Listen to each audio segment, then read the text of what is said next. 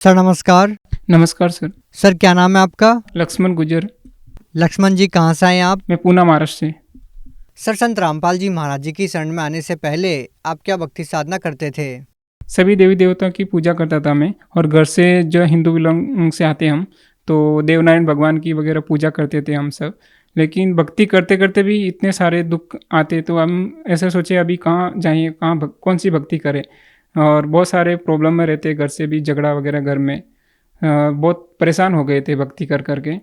Sir इतनी सारी भक्ति साधना आप पारंपरिक तरीके से कर रहे थे, इसके बावजूद भी आपको इतनी सारी परेशानियां क्यों हो रही थी? हमने सुना है कि भगवान तो बहुत सारे लाभ देता है।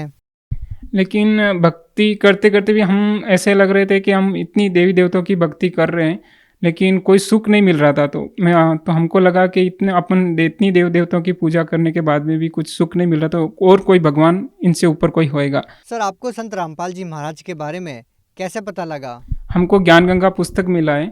तो मेरे ऑफिस में एक जॉब करते हैं आर्यन दास, तो उन्होंने मेरे को ज्ञान गंगा पुस्तक ला के दिया। तो ज्ञान गंगा पुस्तक पढ़ा तो मैं समझा कि सदगुरु रामपाल जी से नाम दीक्षा लेने के बाद में कितना भी भयंकर बीमारी हो तो वो ठीक हो जाती है। तो फिर मैंने ज्ञान गंगा पुस्तक पढ़ा, तो उसमें समझा कि हम दीक्षा ले लेते हैं। हम ज्ञान गंगा पुस्तक पढ़ के फिर सदगुरु रामपाल जी की शरणों में गए हम, सतलोक आश्रम बरवाला में।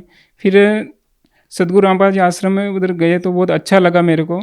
और घर पे भी फ़ोन किया, मैं बोला मेरे को भगवान मिल गए सदगुरु रामपाल जी महाराज, और मैंने आज दीक्षा ले ली तो मेरे को अच्छा लग रहा है, तो परमात्मा की शरणों में आने के बाद में। सर आपने संत रामपाल जी महाराज से नाम दीक्षा कब ली? मैं 30 मई 2012 में ली। सर जैसा कि आप पूना से हैं और आपने संत रामपाल जी महाराज से हरियाणा में जाके नाम दीक्षा ली, तो सर आप महाराष्ट्र के ही किसी और धर्मगुरु से नाम दीक्षा लेते तो आपको नहीं लगता कि आपको इस तरह के लाभ मिल जाते? आप अपने महाराष्ट्र के ही किसी धर्मगुरु से नाम दीक्षा ले सकते थे। नहीं, वो शास्त्रों के अनुसार भक्ति बताता है। एक एक पॉइंट सब शास्त्रों के अनुसार, एक अंगुली सब एक एक पॉइंट अपने जो हिंदू धर्म के गीता है, बाइबल है, पुराणे, सब एक एक पढ़ा के मतलब अक्सर पूरा बताते हैं। तो फिर हम बोले पूर्ण गुरु सदगुरु रामपाल जी महाराज जी हैं, तो उनसे ही जाके दीक्षा लें। सर आपने संत रामपाल जी महाराज से नाम दीक्षा ली, तो क्या नाम दीक्षा लेने के बाद आपको जो दुख दर्द थे क्या वो ठीक हुए? हाँ, मेरा बहुत सारे बीमारी था, तो सदगुरु रामपाल जी के शरणों में जाने के बाद में मेरा एक कोसिल का बीमारी हो गया था मेरा। तो वेराकोसिल का बीमारी होने पर डॉक्टर के पास गया था, तो सोनोग्राफी में बोला आपके नस में जो खून है वो खून रुक गया। खून रुक गया तो वो उसको ऑपरेशन करना ही पड़ेगा। फिर ऑपरेशन करने के बाद में देखते हैं। फिर मैंने सोनोग्राफी कराया। फिर सोनोग्राफी कराने के बाद में वो बोला ऑपरेशन एक ही चांस है, वो ऑपरेशन करना ही पड़ेगा। तो फिर मैं ठीक है, मैं बोला ऑपरेशन कर दो। ऑपरेशन करने के बाद में ठीक नहीं हुआ, मैं घर पे थोड़ा दिन रहा। फिर मैं राजस्थान हॉस्पिटल में गया, लेकिन दर्द ऐसा ही ऐसा हो रहा था ऑपरेशन होने के बाद में भी। फिर मैं अहमदाबाद सोनोग्राफी कराया उधर, तो बोला आपका दर्द ऐसा ही है, वो जिंदगी भर शेयर करना नहीं, तो वो दूसरा ऑपरेशन करना पड़ेगा। तो मैं बोला अभी इतना आर्थिक भी स्थिति ख़राब थी, तो पैसा खाना 40-50 हज़ार रुपये लगा दिया। तो बाद में वो खर्चा करने के बाद में भी मैं राजस्थान हॉस्पिटल में गया, मेरा भाई रहता है वहाँ पे, तो वो लेके गया मेरे को। तो फिर वो बोला अभी सारा है, वो ऑपरेशन करना पड़ेगा आपको, नहीं तो ज़िंदगी भर दुख झेलना पड़ेगा। फिर मैंने वो करते करते भी फिर मेरे भाई को बोला मैं अभी मेरे पास पैसा तो है नहीं, और घर वाले भी परेशान हो गया। तो बोला तेरे हिसाब से देख। तो मैं परेशान होके मैं पूना आ गया था। फिर मैं सदगुरु रामपाल जी से प्रार्थना लगाई कि मालिक आप ही देखो, अभी मेरा घर का भी कंडीशन ख़राब है, मेरे पास पैसा भी नहीं है इतना, तो अभी मैं क्या करूं। तो यहाँ पे मैं आके फिर परमात्मा से प्रार्थना करी, तो सदगुरु रामपाल जी महाराज बोले दया करेंगे फिर तो भक्ति करो।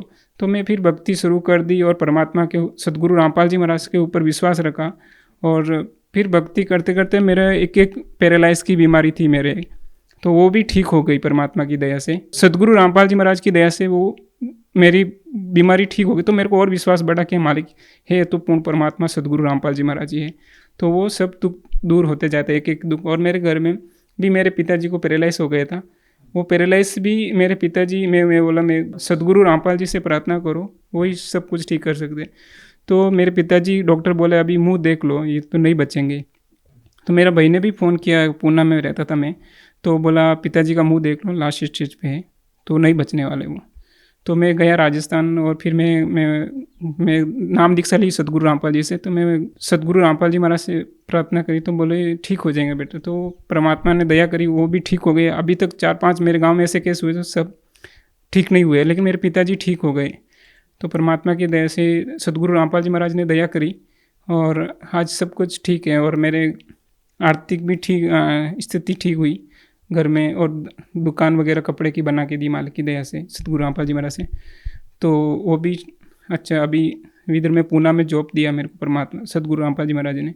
एक सेल्समैन का काम करता हूँ, अच्छी सैलरी मिलता है मेरे को इधर भी। कर्जा भी था 5-6 लाख का कर्जा, तो वो भी मेरे परमात्मा के सतगुरु रामपाल जी महाराज की दया से धीरे धीरे ठीक हो गया। जैसे ही हम सतगुरु रामपाल जी महाराज से जुड़े तो मेरे घर में लड़ाई झगड़ा वगैरह एकदम शांति से रहने लग गए, और सब प्यार से बोलते, ऐसे घर में सुख शांति रहने लग गया और अभी कोई तकलीफ नहीं आने लगी। सर, आप भगत समाज को क्या संदेश देना चाहते हैं? हाँ, भगत समाज को यही बोलना चाहता हूँ मैं कि शास्त्रों के अनुसार भक्ति सतगुरु रामपाल जी महाराज जी बताते हैं, और अनेक सारे चैनल आते हैं, उस पर आप पट्टी चलती है, तो वो नंबरों पे आप संपर्क करके पुस्तक भी मंगा सकते हैं, और यूट्यूब पे सतलोक आश्रम पे भी आप सत्संग दे सकते हैं। तो वो देख के आप नंबर भी आपका पुस्तक मंगा के आप जुड़ सकते हैं, सतगुरु रामपाल जी से दीक्षा ले सकते हैं। जी धन्यवाद। सत्साई।